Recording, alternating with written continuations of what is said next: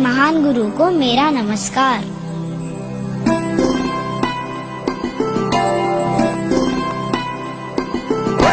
बाबा जी के चरणाचे कोटि कोटि प्रणाम बाबा जी।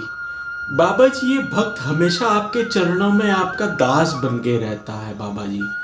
बाबा जी, बस मेरी अरदास आपसे सिर्फ एक इतनी है कि मुझे आप एक बंगला और एक गाड़ी दे दो बाबा जी, क्योंकि आप बहुत बड़े दानी हैं बाबा जी। और मेरे YouTube पे सब्सक्राइबर बढ़वा दो बाबा जी, और लाइक और व्यूज तो बिल्कुल भी नहीं आते हैं बाबा जी। कृपा करो अपने इस बालक पे बाबा जी। टीवी देख ले भूतनी के। और इस वक्त जो खबर आ रही है वो खबर आ रही राम रहीम को सजा का ऐलान कर दिया गया है। उम्र कैद की सजा हुई है। हत्या के दोषी पाए गए थे राम रहीम। सजा पर बहस चल रही थी, सजा पर बहस पूरी हो चुकी थी और उसके बाद सजा का ऐलान कर दिया गया है।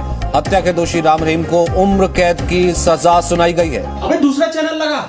और अब खबर राम रहीम के डेरा सच्चा सौदा से जुड़े सर्च ऑपरेशन की।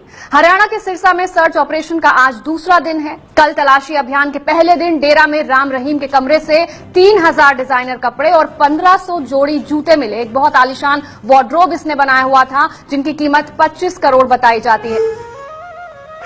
बाबा जी, क्या सोचा था यार, आप क्या निकले। ऐसी उम्मीद नहीं थी यार। 2 साल से आपकी तपस्या कर रहा था कि मुझे गाड़ी और बंगला मिलेगा। ये क्या देख लिया मैंने बाबा जी। दोस्तों, गुरु एक ऐसा शब्द है जो हमें सही राह पे चलना सिखाता है, हमें जीना सिखाता है। वो बताता है हमें अपने जीवन में क्या काम करने चाहिए और क्या नहीं। लेकिन जब वही गुरु 16 साल का लौंडा बन जाए तो आप क्या कहोगे? मैं बताता हूं। दिल तो बच्चा है जी, थोड़ा कच्चा है जी। बस आज की वीडियो में आप यही सब देखने वाले हो। एक गुरु 16 साल के लौंडे की उम्र में कैसे लगते हैं। तो चलिए वीडियो में देर ना करते हुए वीडियो करते हैं शुरू। कि अगर आप नौजवान हो, अगर आप मर्द हो, तो माता बहनों की इज्जत बचाओ तो मर्दानगी है। इज्जत लूटना तो कायरता है, राक्षसीपन है। ये काम ना किया करो। ठीक है गुरुजी, आपने जो कहा सही कहा, लेकिन ये क्या? वाह वाह बाबा जी, बाहर प्रवचन और अंदर हमने वैश्यों को बेटी बना के 20 की शादी करवाई है। Naughty boy. आज इंसान को वो कायदे कानून भूलते जा रहा है, उसे याद रखना चाहिए। हमें कुछ भी यत्न करना पड़े, फकीर को समाज को बदलना है, समाज को चेंज करना है, और वही चीज हम करते जा रहे हैं। वो अंदर से ख्याल देते हैं कि अब तू गाना शुरू कर, तो हम गाते हैं।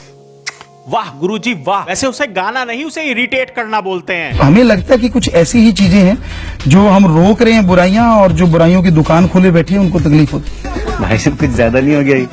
मतलब कुछ भी। हमारा यूथ में टैलेंट बहुत ज्यादा है, लेकिन नेगेटिविटी का शिकार हुआ पड़ा है, तो उसको उससे निकाल के हमने इस देश को आगे लेके जाना और पूरी दुनिया का गुरु देश फिर से बनाना। देख रहे हो, चश्मा और टोपी लगा के हमारा देश गुरु देश बनेगा। बाकी जो धोती कुर्ते में गुरु घूमते हैं वो तो भैया गुरु है ही नहीं। असली और सच्चे गुरु तो बिल्कुल यही है। इंसानियत का मतलब है किसी को दुख दर्द में तड़पता देख के उसके दुख दर्द में शामिल होना और उसके दुख दर्द को दूर करने की कोशिश करना। हाँ, ये बात गुरुजी आपने बिल्कुल पते की कही है। इस बात में मैं आपके साथ हूँ। ये बात आपके मेरे दिल को चीरती हुई निकली, ऐसे चीर के निकली है, बिल्कुल अंदर घुसी और मतलब यहाँ को निकल गई। यहाँ को ये देख रहे हो, ये यहाँ को निकल गई ये बात तो मेरे। दुनिया ने लव का नाम बदनाम कर रखा है। बहुत सारी चीजें ऐसी हो गई हैं कि लोग उस लव के नीचे रह के बहुत गंदगी बिखेर देती हैं, तो वो हमारा मकसद नहीं। हनी हनी बेटी मेरी हनी हनी बेटी, हनी हनी बेटी मेरी हनी हनी बेटी, हनी हनी बेटी मेरी हनी हनी बेटी। मैं भैया गाना गा रहा हूँ, किसी को कुछ नहीं कह रहा हूँ, समझे? लेकिन बुराई, बुरे कर्म और बुरी सोच हमारी माइंड में कभी नहीं आई, ना कभी आएगी। अब तो सच बोल दे भोस। वाह बाबा जी वाह, आपकी इस चीज के लिए तो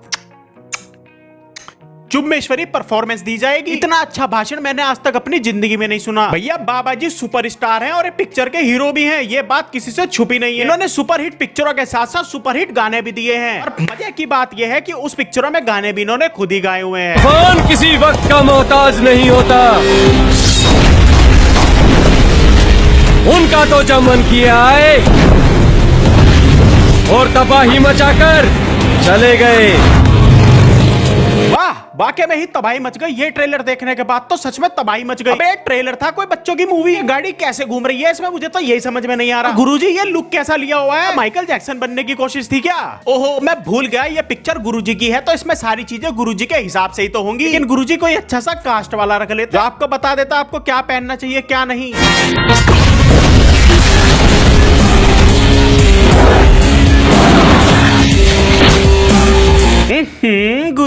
टशन मारने के लिए कोई भी जगह नहीं छोड़ रहे हो। ये बिंदियों वाला चश्मा कहाँ से लिया है और ये किस तरीके का हथियार ले रखा है? इसमें बटन भी दबते हैं और हवा में भी उड़ते हैं। गुरुजी कोनो अंतरिक्ष में किसी एलियन वेलियन से आपका संपर्क है का? हमें भी मिलवा दो यार उनसे। यही है हमारे लिए सबसे बड़ा खतरा, यही है हमारे लिए सबसे बड़ा खतरा। अबे ससुरे, सबसे बड़ा खतरा तो मुझे तू दिखाई दे रहा है। सबरे, ये जो एलईडी लाइट जो अपने सिर पे लगा के तू बैठा हुआ है ना, इससे तू खुद भी मरेगा और दूसरों को भी मारेगा। अबे अंदर अंदर शॉर्ट सर्किट हो जाएगा, कब तेरी बत्ती गुल हो जाएगी तुझे पता भी नहीं चलेगा भाई। सर का एक भी कदम बिना वजह से नहीं होता, जितना मैं जानती हूँ। मोहतरमा, वो बात तो तुम्हारी बिल्कुल ठीक है, लेकिन ये तो बताओ तुम कौन सी आर्मी की कौन सी कमांडो हो और ये प्लास्टिक की बंदूक लेकर कौन से जंग लड़ने की कोशिश कर रही हो? जब तुम्हारी पिक्चर का बजट इतना तकड़ा है तो बंदूक तो भैया थोड़ी असली सी ले लेता है। ये पीले रंग की टट्टी कलर की बंदूक लेके तुम क्या दिखाना चाह रहे हो? अगर खोपड़े में गोली लग गई ना, पता नहीं पाएगा कहाँ हो कहाँ नहीं। हम सब कसम लेते हैं, खबरदार, शेर दहाड़ते हैं तो कांपते हुए गिद्दड़ गिरते हैं। वाह भैया वाह, एक तो गुरुजी की मूछे और ऊपर से इनके भैया डायलॉग। शेर दहाड़ते हैं तो कांपते हुए गिद्दड़ गिरते हैं। गिद्दड़ तो मूर्ख है ना, शेर के सामने आएगा। अरे पिक्चर के डायलॉग कैसे कैसे हैं भैया ये? अरे भैया, पिक्चर के डायलॉग ही इतने खतरनाक लग रहे हैं तो पिक्चर कैसी होगी? हम तो वो हैं जो शेरों के मुंह में हाथ डाल के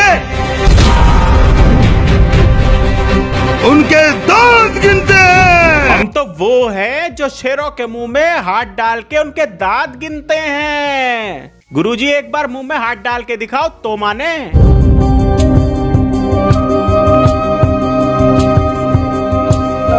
हुकुम, सच्ची सच्ची बताना कि आपको मेरी कभी याद नहीं आई?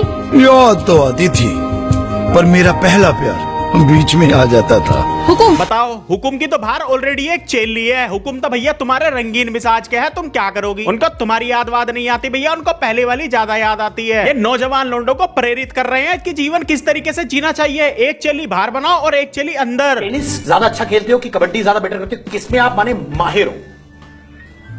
हाँ, हमें जब खेला करते थे तब भी लगता था कि हम किसमें माहिर हैं, क्योंकि सभी के लगभग कैप्टन हुआ करते थे। अरे ये कैसी बात हुई गुरुजी? कि जब हम खेला करते थे, हम ओपनर थे, रणजी प्लेयरों के साथ खेलते थे। बैट्समैन के रूप में ओपनर थे और बॉलर भी ओपनर थे। हम लेग स्पिनर थे, ऑफ स्पिनर भी। गुरुजी, आप तो सभी चीज थे, बस थे नहीं तो क्या? पापा, और वो किसके, वो आप सबको पता है। हम विकेट कीपर भी थे और फील्डर कहीं भी रोक दो वो भी करते। देख रहे हो गुरुजी की बातें? मैं जब से बैठा हुआ लपेट रहा हूँ, पर इसका मतलब ये नहीं कि मैं लपेटता रहूंगा। साला मेरा भी हाथ दुखता है।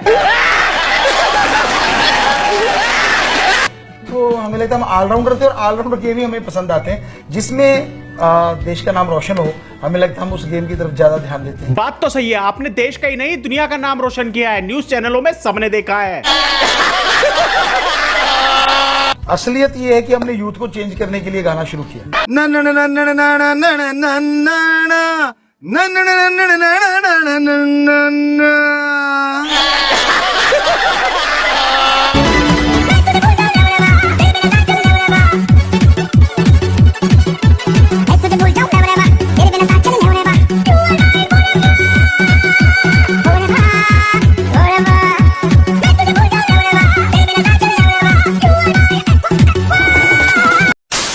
बस यार, आज की वीडियो में इतना ही था। और वीडियो को लास्ट में मैं आपको एक चीज बता देना चाहता हूं भाई, मेरा राम रहीम जी से कोई लेना देना नहीं है और मेरा उनके भक्तों से कोई लेना देना नहीं है। ये वीडियो सिर्फ एक एंटरटेनमेंट पर्पस के लिए बनाई गई थी और कुछ नहीं। किसी के लिए भी कोई हेट फैलाने की जरूरत नहीं है, ना राम रहीम जी के लिए ना किसी के लिए। उनका काम है जो वो कर रहे हैं और वो कोर्ट फैसला करेगा कि जो उन्होंने गलत किया है वो गलत है या नहीं। कोर्ट में उनका केस चल रहा है, मुझे उससे भी कोई लेना देना नहीं है। बस ये वीडियो एक एंटरटेनमेंट पर्पस के लिए बनाई गई थी और आई होप उनकी जितने भी भक्त हैं इस चीज को समझेंगे। इसमें किसी से कोई लेना देना नहीं है, ये सिर्फ एक एंजॉयमेंट के लिए वीडियो बनाई गई थी। तो मिलते हैं फिर किसी और मजेदार वीडियो में, तब तक के लिए टाटा बाय बाय।